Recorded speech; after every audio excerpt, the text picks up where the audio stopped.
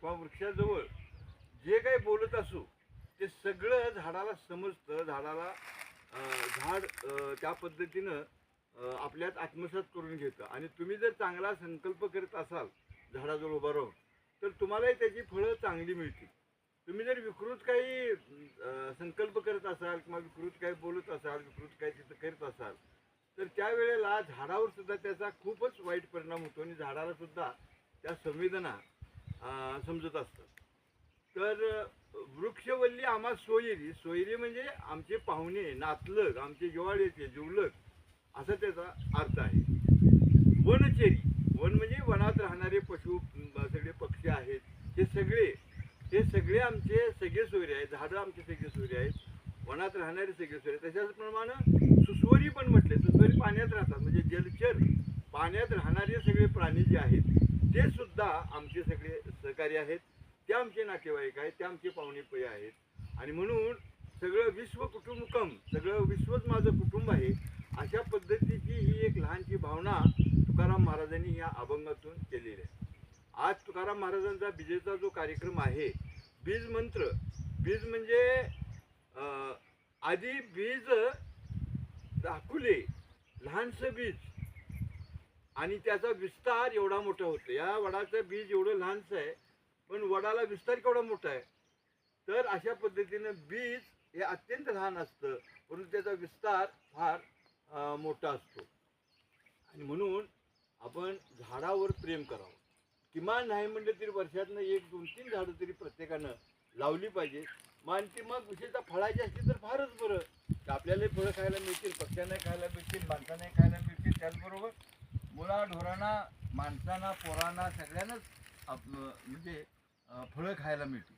म्हणून जे मला माहीत नव्हतं की नक्षत्रवन म्हणजे प्रत्येक नक्षत्राचं एक एक झाड असतं, आणि 27 झाडं ही जर आपल्या शेतामध्ये असतील, आपल्या परिसरात असतील, आपल्या सान्निध्यात असतील, तर प्रत्येक नक्षत्राला किंवा प्रत्येक नक्षत्राचं आपल्याला त्याला चांगले संबंध येतात आणि चांगल्या पद्धतीनं आपल्या भावनाही शुद्ध होतात.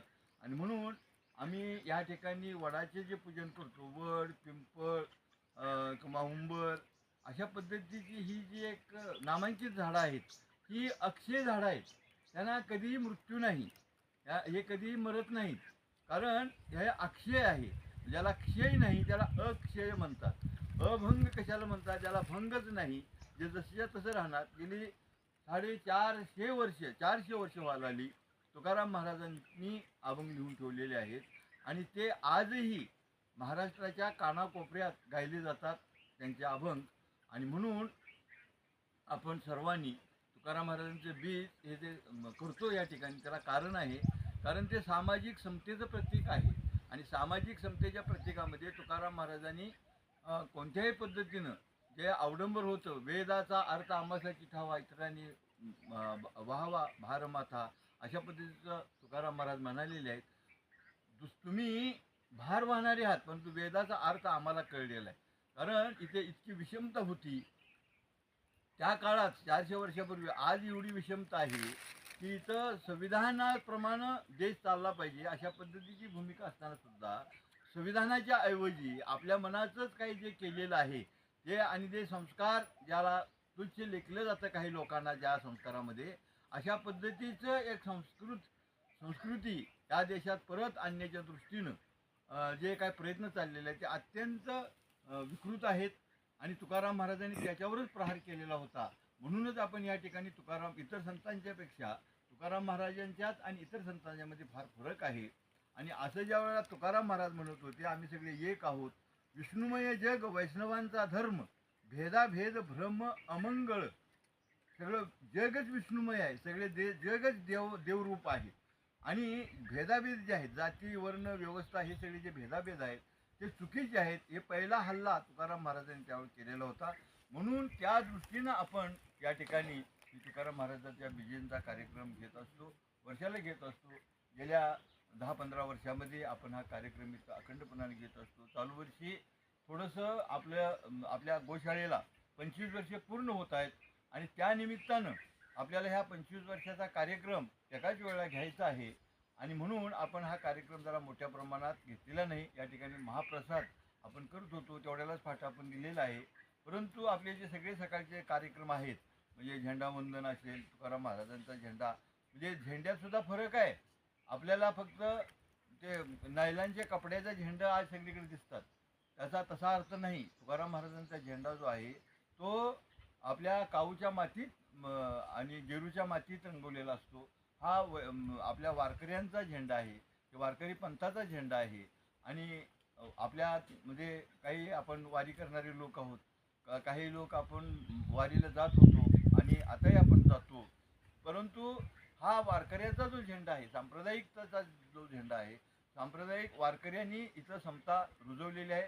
अगदी म्हणजे ज्ञानेश्वर माऊलींच्या पासून, ज्ञानेश्वर माऊलींना आणि त्यांच्या वडिलांना तर अक्षरशः त्यांना त्या ठिकाणी ह्या कर्मठ लोकांनी त्यांना शिक्षा दिली, प्राणांतिक शिक्षा दिली.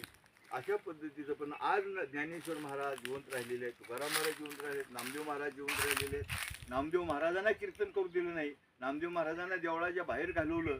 महाराज देवळाच्या बाहेर जाऊन, शिंपी समाजाचे होते, देवळाच्या बाहेर जाऊन महाराज कीर्तन करायला लागले. त्यावेळेला देऊळच परातलं आणि देवळाचं तोंडच तुकाराम महाराज नामदेव महाराजांनी झालं. म्हणून आज त्या ठिकाणी जे औंड्याला जे मंदिर आहे, ते मंदिर फिरलेलं मंदिर आहे औंढा नागनाथाचं. तर अशा पद्धतीनं हे तुकाराम महाराज संतांच्या आपण वचनं आणि संतांचा उपदेश, संतांनी दिलेली शिकवण आपल्या जीवनामध्ये उतरवावी. आपलं जीवन, प्रत्येकाचं जीवन काही असं पूर्वीपासून समृद्ध नसतं. ते पुढं जन्माला ज्या ठिकाणी येतं तिथं गंगोत्री असते. गंगा जशी पुढं ही गंगोत्री पुढं वाहत जाते.